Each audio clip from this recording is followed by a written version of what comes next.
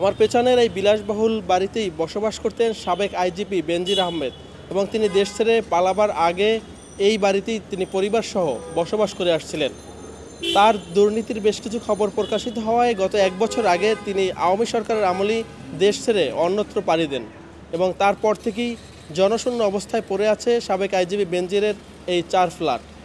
বেশ কিছুদিন আগে দুদক এসে এই তার বিলাসবহুল 4টি ফ্ল্যাট সিলগালা করে দিয়ে যায়।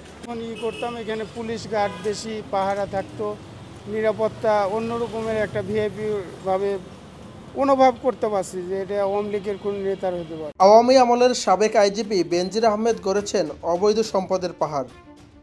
রাজধানীর অভিজাত এলাকা গুলশানে বেনজির আহমেদের 4টি ফ্ল্যাট এবং উত্তরা ও ভাটারায় 7তলা 2টি বাড়ির সন্ধান পেয়েছে দুদক।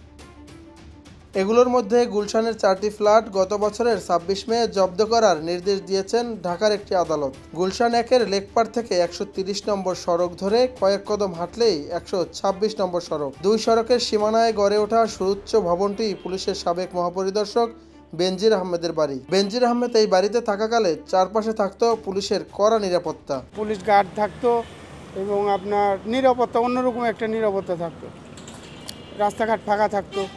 গত বছরের 28 মে অবৈধ সম্পদ অর্জনের অভিযোগে বেনজির আহমেদ এবং তার স্ত্রী সন্তানদের জিজ্ঞাসাবাদের জন্য তলব করে এই ঠিকানায় চিঠি দিয়েছিল দুর্নীতি দমন কমিশন।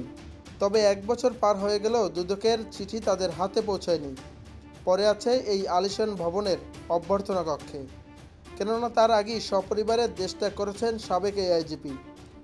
অনুসন্ধানের জন্য গুলশানের বিলাসবহুল বাড়িতে গিয়ে বেনজির অথবা তার পরিবারের পক্ষে কথা বলার মতো কাউকেই পাওয়া যায়নি। বাড়ির নিরাপত্তারক্ষী জানায়, দুদকের চিঠি আসার পর বেনজির কিংবা তার পরিবারের কেউ আর এই বাড়িতে আসেননি। ওই ফ্ল্যাটগুলো কি ফাঁকা? হ্যাঁ, ফুল ফাঁকা, কারো যাতায়াত নেই? না।